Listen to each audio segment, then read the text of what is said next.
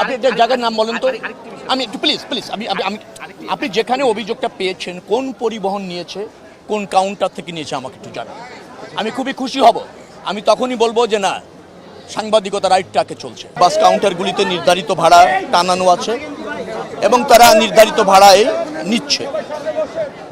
Bus stand এবং বাস কাউন্টারগুলিতে অতিরিক্ত ভাড়া নেওয়ার কোনো অভিযোগ অথবা দৃশ্যমান কোনো প্রমাণ আমরা এখনো পর্যন্ত পাইনি। নির্ধারিত ভাড়াই সবাই নিচ্ছে। আবার এখানে দেখবেন যে আমাদের এই যে ভিজিলেন্স টিম আছে, মনিটরিং সেল আছে, পুলিশ কন্ট্রোল রুম আছে, সেখানেও কোনো অভিযোগ ওরকম নেই। বিচ্ছিন্নভাবে দু এক জায়গায় এরকম অভিপ্রায় গোপনের চেষ্টা করা হয়েছে, তাৎক্ষণিকভাবে তাদের বিরুদ্ধে ব্যবস্থা নেওয়া হয়েছে। আপনারা দেখবেন যে প্রত্যেকটা কাউন্টারে নির্ধারিত ভাড়াটা নিয়ে দেওয়া আছে জনগণের সচেতনতার জন্য। আবার বাসগুলিতেও ওই স্টিকার লাগিয়ে দেওয়া আছে কত টাকা ভাড়া হবে। আপনি একটা জায়গার নাম বলেন তো। আমি একটু প্লিজ প্লিজ আমি আমি আপনি যেখানে অভিযোগটা পেয়েছেন কোন পরিবহন নিয়েছে, কোন কাউন্টার থেকে নিয়েছে আমাকে একটু জানান। আমি খুবই খুশি হব।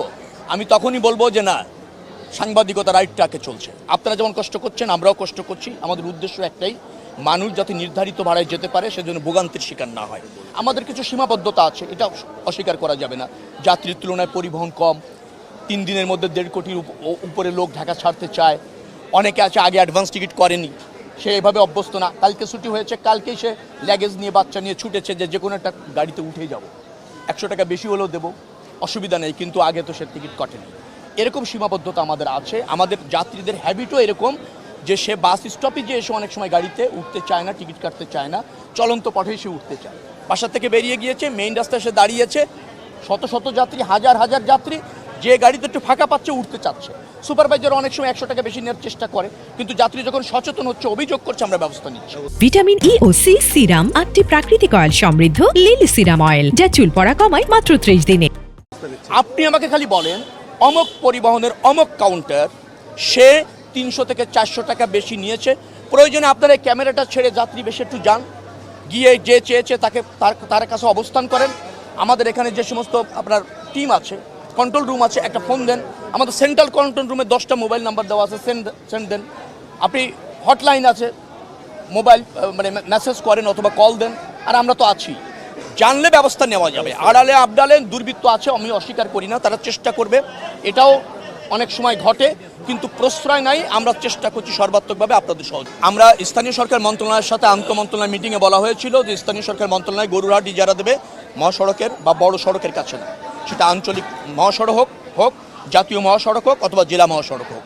এই সিদ্ধান্ত ছিল, কিন্তু কিছু গরুর হাট দূরে দিয়েছে, কিন্তু গরু পশুর সংখ্যা এবং জনগণের সংখ্যা বেশি হওয়ায় সেটা রাস্তার উপরে চলে আসছে। আমরা সে আশঙ্কাও করেছিলাম ওই মিটিংয়ে, বলেছিলাম, কিন্তু কিছু হয়েছে। আবার একবার প্রত্যন্ত অঞ্চলে যখন আপনি গরুর হাট দিচ্ছেন, ক্রেতারা সেখানে যাচ্ছে না, যেতে পারছে না, গরু বিক্রি হচ্ছে না। ক্রেতা আবার গাড়ি রেখে সে গরু কিনতে যেতে চায় ফ্যামিলি নিয়ে, এটা আমাদের ট্র্যাডিশন।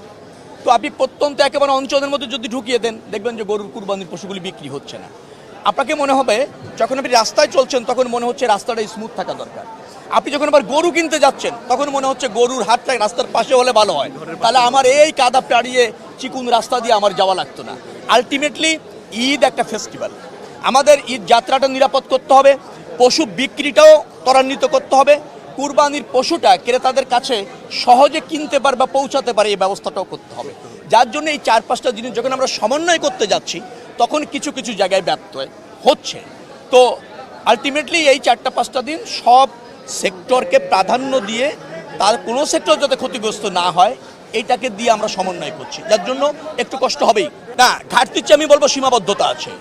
আপনি লাখ লাখ মানুষ পণ্যবাহী ট্রাকে উঠে যাচ্ছে, আপনি একটা হাইওয়েতে যান, বাস্তবিকভাবে কোন ট্রাকটাকে আপনি নিয়ন্ত্রণ করতে পারবেন সেরকম কোনো অনেক সময় সুযোগ থাকছে না। একটা ট্রাককে যখন আপনি থামাবেন, রাস্তার পাশে নিতে চাইবেন, লোক নামাতে চাইবেন, তাতেই যদি 15 মিনিটের সময় লাগে, প্রায় 25 কিলোমিটার যানজট হয়ে যায়। অর্থাৎ ট্রাকটাকে কিন্তু ওই রাস্তার সময় থেকে বাইরে আনাটা বেশ কঠিন, চলমান রাস্তার থেকে, কারণ একটার সাথে একটা লেগে আছে, মিশে আছে। তো হাইওয়েতে এরকমের আছে। আর আমাদের আমি তো বললাম আপনাদের, আমাদের নাগরিকদের একটা টেন্ডেন্সি হচ্ছে সে পণ্যবাহী ট্রাকে উঠে যাবে, সে জীবনের নিরাপত্তা চিন্তা করছে না। এখন মানুষ যদি সচেতন না হয়, লাখ লাখ মানুষ না, আমি কোটি মানুষ বলবো, 1.5 কোটি মানুষ যখন যে কোনো পরিবহনে উঠে যেতে চায়, হাইওয়ে পুলিশ বলেন, মনিটরিং বলেন, তখন অনেক সময় এভাবে নির্দিষ্টভাবে তাদেরকে নিয়ন্ত্রণ করতে ব্যর্থ হয়। Thank you, thank কিছু you. বিচ্যুতি হয়েছে, অসুবিধার কিছু নেই, কিন্তু আপনি দেখেন যে কোনো বারের চেয়ে খুব স্বস্তির, যানজট মুক্ত, নির্দিষ্ট ভাড়ায় মানুষ যাচ্ছে, এটাই হচ্ছে আমাদের অগ্রগতি।